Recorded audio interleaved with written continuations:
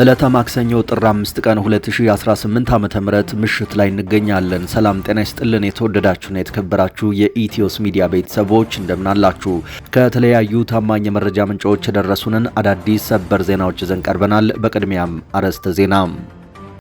በአማራ ክልል በአገዛዙ ጦርና በፋኖ ኃይሎች መካከል የሚደረገው የፊት ለፊትና የጨበጣ ውጊያ ተባብሶ ቀጥሏል። በዛሬው ዕለት በሸዋ ግንባር በተደረገ ተጋድሎ ጀግኖቻችን አጣን ሲል አፋሃድ ሰበር የሐዘን መግለጫ ሰጥቷል። በሸዋ ጠቅላይ ግዛት ጥር 4 2018 ዓ.ም ሌሊትን ተገን አድርጎ የተንቀሳቀሰው የአገዛዙ ጦር በሰላ ድንጋይ ከተማ አቅራቢያ በምትገኘው ያለን የወገን ጦርን ከቦ ለመደምሰስ ሙከራ አድርጓል። በዚህም እጅ አንሰጥም ያሉ አመራሮቻችን መስዋዕት ሆኗል ሲል አፋሃድ ሰበር የሐዘን መግለጫ አውጥቷል። በሌላ በኩል ፋኖን ፊት ለፊት በውጊያ ማሸነፍ ያቃተው አገዛዙ በፎቶሾፕና በውሸት መግለጫ ለመበተን እየተጋጋጠ መሆኑ ተደርሶበታል። በዛሬው ዕለትም በፋኖ ስምና ሎጎ የተቀናበረ የውሸት መግለጫ ከአገዛዙ መንደር ተለቋል። የአፋብሃ ሚኒሊክ ዕዝ ወታደራዊ አዛዥም መግለጫ ሰጥቶበታል። በዝርዝር ትሰሙታላችሁ። የብሔራዊ መረጃና ደህንነት ዳይሬክተሩ ሬድዋን ሁሴን ከሶማሊያው ፕሬዝዳንት ሐሰን ሼክ መሐመድ ጋር ዝግ ስብሰባ ማካሄዳቸውን ሚዲያችን የደረሰው መረጃ ያመለክታል። የሁለቱ ባለስልጣናት ውይይት ምን እንደሆነ ባይታወቅም ከአብይ አህመድ መልእክት ይዘው እንደተጓዙና በቀጠናው እየታዩ ያሉ ለውጦች ላይ ያተኮረ እንደሆነ ተነግሯል። ይህንን ወሳኝ የተባለ መረጃም በምሽቱ ይዘነዋል፣ ተሰሙታላችሁ። በደቡብ ምዕራብ ኢትዮጵያ ክልል ሁለት ቱርካውያን ጎብኚዎችን ጨምሮ 3 ሰዎች በታጣቂዎች ተገደሉ። በደቡብ ምዕራብ ኢትዮጵያ ክልል ሱሪ ወረዳ ጉብኝት ላይ የነበሩ 2 የቱርክ ዜጎችና አንድ ኢትዮጵያዊ በታጣቂዎች መገደላቸውን የወረዳው አስተዳደር ገልጿል። የክልሉ መንግስት ጎብኚዎቹ ላይ ለደረሰው ጥቃት ያልታወቁ አርብቶ አደር ሽፍቶች ያላቸውን አካላት ተጠያቂ አድርጓል። የቱርክ መንግስትስ ጉዳዩን እንዴት ይመለከተዋል? በዝርዝር መረጃችን ትሰሙታላችሁ። በኢራን ተቃውሞ የተገደሉ ሰዎች ቁጥር በሺዎች ሊሆን እንደሚችል ተነገረ። 3ኛ ሳምንቱ ላይ የሚገኘው በኢራን መንግስት ላይ ከተነሳው ተቃውሞ ጋር በተያያዘ የተገደሉ ሰዎች ቁጥር በሺዎች ሊሆን እንደሚችል ሚዲያችን ከተለያዩ ምንጮች የደረሰው መረጃ ያመለክታል። ከዚህ ቀደም በኢራን ውስጥ ተቃውሞዎች ተቀስቅሰው የነበረ ቢሆንም አሁን መንግስት በተቃዋሚዎች ላይ የወሰደው እርምጃ ታይቶ የማይታወቅ ነው። ኢንተርኔት ዝግ በመሆኑና መገናኛ ብዙሃን መግባት ባለመቻላቸው በተጨባጭ ትክክለኛው የሟቾች ቁጥር አይታወቅ እንጂ የሟቾች ቁጥር በሺዎች ሊሆን እንደሚችል ነው የተነገረው። በዝርዝር ተሰሙታላችሁ። የተወደዳችሁ የቻናላችን ቤተሰቦች ከኛ ጋር ቆይታችሁን ካደረጋችሁ እነዚህን ያስተዋወቅናችሁንና ሌሎችን መረጃዎች ይዘናል። በየቀኑና በየሰዓታቱ ልዩነት የምንለቃቸው አዳዲስ መረጃዎች ቶሎ እንዲደርሷችሁ ቻናሉን ሰብስክራይብ፣ ቪዲዮውን ላይክ እና ሼር ማድረጋችሁን ቀጥሉ። መልካም ቆይታ። በአማራ ምድር በአገዛዙ ጦርና በፋኖ ኃይሎች መካከል የሚደረገው የፊት ለፊትና የጨበጣ ውጊያ ዛሬም ተባብሶ ቀጥሏል። ዛሬ በተደረገ ከፍተኛ ተጋድሎ ጀግኖቻችን ለጠላት እጅ አንሰጥም ብለው መስዋዕት ሆነዋል ሲል አፋሃድ በሸዋ ግንባር የሐዘን መግለጫ አውጥቷል። በሸዋ ጠቅላይ ግዛት ጥር 4 2018 ዓ.ም ሌሊትን ተገን አድርጎ የተንቀሳቀሰው የአገዛዙ ጦር በሰላ ድንጋይ ከተማ አቅራቢያ በምትገኘው ያለን የወገን ጦርን በመክበብ ለመደምሰስ ሙከራ አድርጓል ይላል መግለጫው። ለከበባው ፈጣን ምላሽ የሰጡት የሸዋ ጠቅላይ ግዛት ዕዝ አናብስቶች ከባድ ትንቅንቅ አድርገው የከበባ ሙከራውን በከፍተኛ ጀግንነት ያመከኑት ቢሆንም በፍልሚያው የሸዋ ጠቅላይ ግዛት ዕዝ ነባር ታጋዮችና አመራሮች በተለይ ደግሞ በመላ ሸዋ ጠቅላይ ግዛት ጠንካራ ጦርና ድርጅት ከማደራጀት ጀምሮ አሁን ትግሉ ለደረሰበት ተቋማዊ እድገትና የሰራዊት ግንባታም በታማኝነት የታገሉትና ያታገሉት አርበኛ 50 አለቃ ታደሰ ተገኘና አርበኛ 10 አለቃ ወንድም ሲሻው፣ አርበኛ ዘበነ መኮንን፣ አርበኛ ቢንያም አሰፋ እንዲሁም ሌሎች ጓዶቻቸው በድንገት ተከበው ባገዛዙ እጅ እንዲሰጡ ቢጠየቁም ፋኖ ይማርካል እንጂ አይማረክም በማለት ጥይት እስኪጨርሱ ድረስ ተፋልመው የክብር መስዋዕትነት ጽዋን ተቀብለዋል ይላል መግለጫው። እነዚህ ጀግኖች የፋኖን መንፈስ እስከ መጨረሻ እስትንፋሳቸው አክብረው መስዋዕታቸው ትግሉን ይበልጥ እንድናቀጣጥል እንደሚያደርገን ወዳጅም ጠላትም ይወቅልን ሲል አፋሃድ በሰበር መግለጫው ይፋ አድርጓል። በሌላ በኩል ፋኖን በፊት ለፊት ውጊያ ማሸነፍ ያቃተው አገዛዙ በፎቶሾፕና በውሸት መግለጫ ለመበተን እየተጋጋጠ መሆኑ ተደርሶበታል። በዛሬው ዕለትም በፋኖ ስምና ሎጎ የተቀናበረ የውሸት መግለጫ ካገዛዙ መንደር ተለቋል። በወሎ ግንባር የሚኒሊክ ዕዝ ፋኖን ክንድ መቋቋም ያቃተው አገዛዙ ውሸትን እንደ ትልቅ የጦር መሳሪያ በመጠቀም የተቀናበረ የውሸት መግለጫ አውጥቷል። ቅንብሩን የተመለከተው ሚኒሊክ ዕዝም ግፈኞች ሆይ ጦራችሁም ወሬያችሁም አይፈታንም፣ ዓላማችንን ላፍታም ቢሆን አያደናቅፈውም የሚል አጭር የጀግና ምላሽ ሰጥቷል። በሌላ በኩል የሚኒሊክ ዕዝ ምክትል ወታደራዊ አዛዥና የግዙፉ ላስታ ሳምነው ኮር ሰብሳቢ አርበኛ ወንድሙ ማሩ በወቅታዊ ጉዳይ ላይ አጠር ያለ መግለጫ ሰጥቷል። በመግለጫውም ይህን የአማራ ፋኖ ትግል የጀመርንበት ብዙ ምክንያቶች ቢኖሩም ዋናው ምክንያታችን አማራ በመሆናችን ብቻ በወለጋ፣ በነቀምት፣ በሻሸመኔ፣ በጉራ ፈርዳ፣ በመተከልና በሌሎች አካባቢዎች በጅምላ ተጨፍጭፈናል፣ በጅምላ ተገድለናል፣ በጅምላ ተፈናቅለናል። በዚህም ምክንያት አማራ የመዳኛ መንገዱ ክንዱና ነፍጡ መሆኑን አውቀን ዱር ቤቴ ካልን 3 እና 4 ዓመታት አሳልፈናል ብሏል። በዚህም ቆይታችን ዱላ ይዘን ወጥተን ከክላሽ እስከ ዲሽቃ፣ ከዲሽቃ እስከ ሞርተርና ሌሎች ከባባድ መሳሪያዎችን ታጥቀናል። ይህንን ሁሉ መሳሪያዎች ይዘን እየታገልን ባለንበት ወቅት በአባታችን በብርጋዴር ጀነራል አሳምነው ጽጌ ስም ሲነግዱ የነበሩ ግለሰቦች ለአገዛዙ ስርዓት እጅ እየሰጡ ነው ብሏል። እነዚህ ግለሰቦች እጅ ሰጡ አልሰጡ የአማራ ፋኖ ትግል አይቆምም፣ ምክንያቱም በዚህ ትግል ለግለሰቦች ስንል አልወጣንም ብሏል። እኛ ግን የጀነራል አሳምነው ልጆች የአባታችን ያደራ ቃል ተወጥተን የአማራን ትንሣኤ እናበስራለን ሲልም የጦር አዛዡ አክሏል። አሁንም በዚህ ትግል የሚነግድ ካለ መንገዱ ክፍት ነው ያለው አርበኛው እንክርዳዶቹ ከስንዴው እንድትለዩልን እንፈልጋለን ሲል አጭር መግለጫውን ቋጭቷል።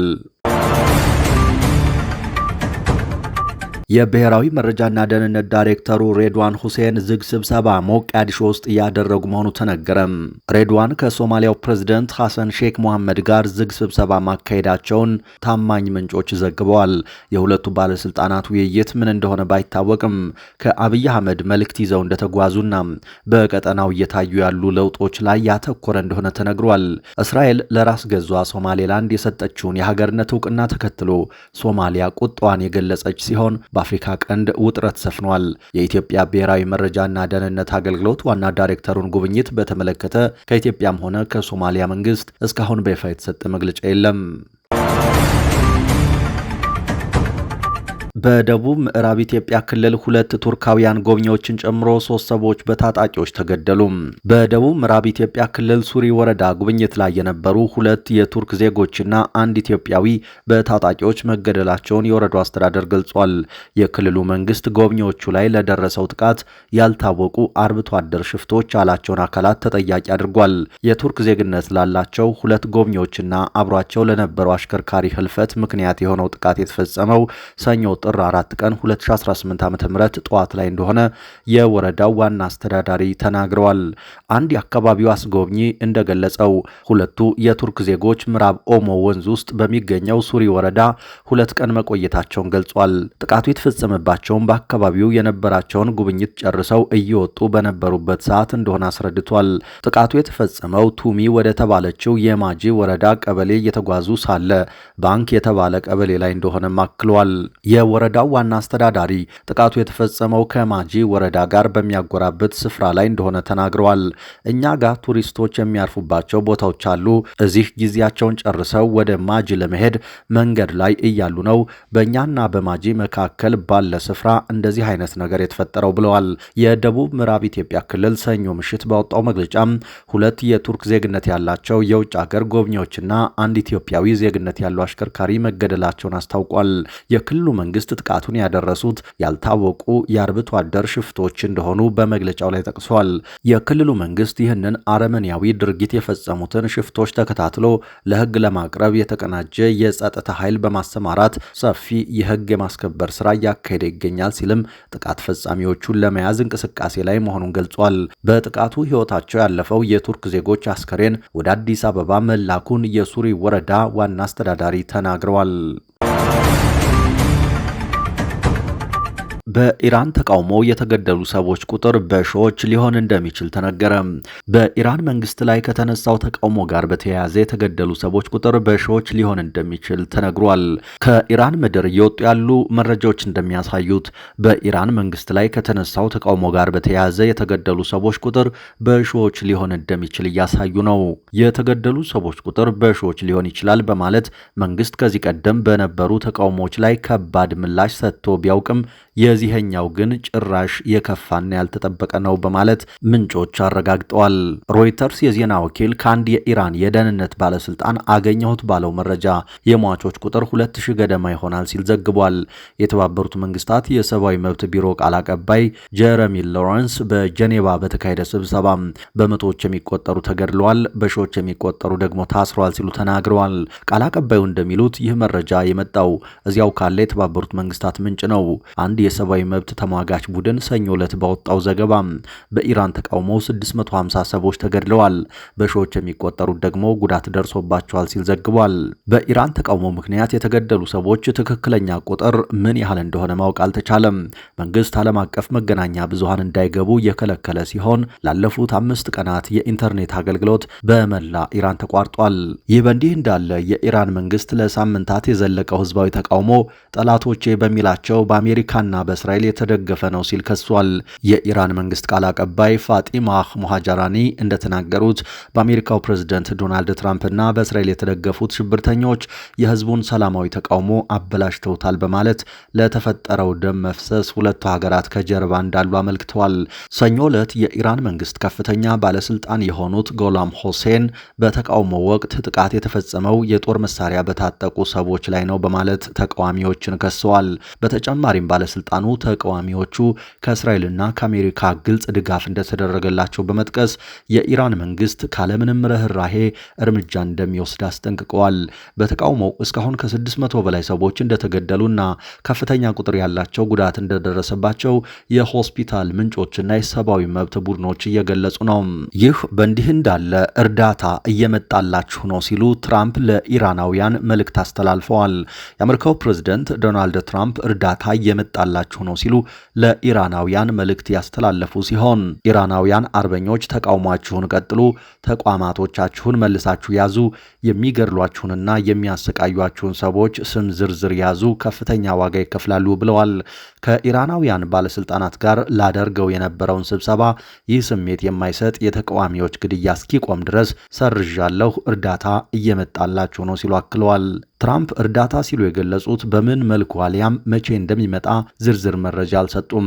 የአሜሪካ መገናኛ ብዙሃን ትራምፕ በኢራን ላይ ስለሚወሰደው እርምጃ ገለጻ እንደሚደረግላቸው ጽፈዋል። እርምጃዎች በቀጥታና በተዘዋዋሪ ሊሆኑ እንደሚችሉ ዘገባዎች ይጠቁማሉ። ኢራን ጸረ መንግስት ሰልፉን ያበረታቱት የአሜሪካ መንግስትና እስራኤል ናቸው ስትል ትወቅሳለች። የኢራን የውጭ ጉዳይ ሚኒስትር አባስ አራግቺ ሀገራቸው በአሜሪካ ስለሚወሰድ የትኛውም አይነት እርምጃ ዝግጁ ናት ሲሉ ለአልጀዚራ ተናግረዋል። እናት ፓርቲ ለፌዴራል ሰበር ሰሚ ችሎት የይግባኝ አቤቱታ ማቅረቡን አስታወቀ። እናት ፓርቲ በዛሬው ዕለት ባወጣው መግለጫ ነው አቤቱታ ማቅረቡን ያስታወቀው። ፓርቲው የአዲስ አበባ ከተማ አስተዳደር ሚያዝያ 3 ቀን 2015 ዓ.ም ጀምሮ ተግባራዊ ያደረገው የጣሪያና ግድግዳ የንብረት ገቢ ግብር ህገወጥ ነው በማለት እናት ፓርቲ ላለፉት 2 ዓመታት ተኩል ክስ መስርቶ ሲከራከር መቆየቱን አስታውሷል። እናት ፓርቲ የተመሰረተውን ክስ ተከትሎ የፌዴራል ከፍተኛ ፍርድ ቤት ልደታ ምድብ አስተዳደር ችሎት ጥር 9 ቀን 2017 ዓ.ም ባስቻለው ችሎት መመሪያው ህገወጥ ነው፣ ተፈጻሚነት ሊኖረው አይገባም ሲል መመሪያው እንዲሻር በሙሉ ድምፅ መወሰኑን በተመሳሳይ ያወሳው ፓርቲው የከተማ አስተዳደሩ ይግባኝ ማለቱም አይዘነጋም። እናት ፓርቲ የመሰረተውን ክስ ተከትሎ የፌዴራል ከፍተኛ ፍርድ ቤት ልደታ ምድብ አስተዳደር ችሎት ጥር 9 ቀን 2017 ዓ.ም ባስቻለው ችሎት መመሪያው ህገወጥ ነው፣ ተፈጻሚነት ሊኖረው አይገባም ሲል መመሪያው እንዲሻር በሙሉ ድምፅ መወሰኑን በተመሳሳይ ያወሳው ፓርቲው የከተማ አስተዳደሩ ይግባኝ ማለቱ አይዘነጋም። በዚህም የከተማ አስተዳደሩ ለፌዴራል ጠቅላይ ፍርድ ቤት 5ኛ ፍትሐብሔር ይግባኝ ሰሚ ችሎት ይግባኝ ጠይቆ ፍርድ ቤቱም ጥቅምት 7 ቀን 2018 ዓ.ም ባስቻለው ችሎት ፓርቲው ተከራይ እንጂ ቤትም ሆነ ቦታ የሌለው በመሆኑ ፓርቲው በዚህ ጉዳይ ላይ መብትም ሆነ ጥቅም የሌለው በመሆኑ ፓርቲው እንዲከራከር የወከለው አካል የሌለ በመሆኑ ክሱን የማቅረብና የመከራከር ስልጣን የለውም። የስር ፍርድ ቤትም ማከራከር አልነበረበትም። በመጀመሪያ ደረጃ መታወቂያ መዝገቡን መዝጋት ነበረበት በማለት የስር ፍርድ ቤት ያሳለፈው ውሳኔ ተሽሯል በማለት ውሳኔ እንዳሳለፈ ይታወሳል። እናት ፓርቲ ይህንን ክስ ሲመሰርት የከተማ አስተዳደሩ በማን አለብኝነት ከህዝባችን እያንዳንዷን ሽርፍራፊ ሳንቲም ጭምር ለመንጠቅ በማሰብና ህዝብን ለመበዝበዝ ብቻ የተገበረው አዋጅ የህግ መሰረትና ድጋፍ እንደሌለው በሙሉ ልብ አምኖበት መሆኑን ጠቅሷል። ትናንት ጥር 4 ቀን 2018 ዓ.ም የፌዴራል ጠቅላይ ፍርድ ቤት ባሳለፈው ውሳኔ ላይ መሰረታዊ የህግ ስህተት መፈጸሙን በግልጽ በማሳየት ለሰበር ሰሚ ችሎት ይግባኝ መጠየቁንም አመልክቷል። መዝገቡም ለመጋቢት 14 ቀን 2018 ዓ.ም መቀጠሩን አስታውቋል። ባለፈው ዓመት የሥራ ማቆም አድማ አድርገው የነበሩ የጤና ባለሙያዎች መንግስት የአደጋ ተጋላጭነት ክፍያ፣ የነጻ ትራንስፖርት አገልግሎትና የመኖሪያ ቤት ጥያቄዎቻቸውን እስካሁን እንዳልመለሰ ተናገሩ። ከአድማው በኋላ የተመለሱ ጥያቄዎች መኖራቸውንና አንዳንዶቹም በአጭር ጊዜ ይፈታሉ ብለው እንደሚጠብቁ የገለጹት የጤና ባለሙያዎች ለአንዳንድ ጥያቄዎቻቸው ግን መንግስት ምላሽ ለመስጠት ፍላጎትም ሆነ ዝግጁነት እንደሌለው መረዳታቸውን ጠቁመዋል። የጤና ባለሙያዎቹ መንግስት ሊመልሳቸው ፈቃደኛ አልሆኑም ካሏቸው ጥያቄዎች መካከል አንዱ የሀገሪቱ የጤና ዘርፍ ከሲቪል ሰርቪስ አወቃቀር ይውጣ የሚል እንደሆነ ተረድተናል። አገዛዙ ባለፉት ወራት ከመለሳቸው ጥያቄዎች መካከል የደሞዝ ማሻሻያ፣ የትርፍ ሰዓት ክፍያ፣ የተጨማሪ ስራ ክፍያና የነጻ የሕክምና አገልግሎት ይገኙበታል። የተወደዳችሁ አድማጭ ተመልካቾቻችን ከኢትዮስ ሚዲያ ለዚህ ሰዓት ያዝናቸው አዳዲስ መረጃዎች እነዚህ ነበሩ። ነገ በረፋድ መረጃ ጥንቅራችን ሌሎች ጉዳዮችን ይዘን ድጋሚ እንጠብቃችኋለን። እስከዛው በያላችሁበት የዓለም ክፍል ሰላም ጊዜ ተመኘን።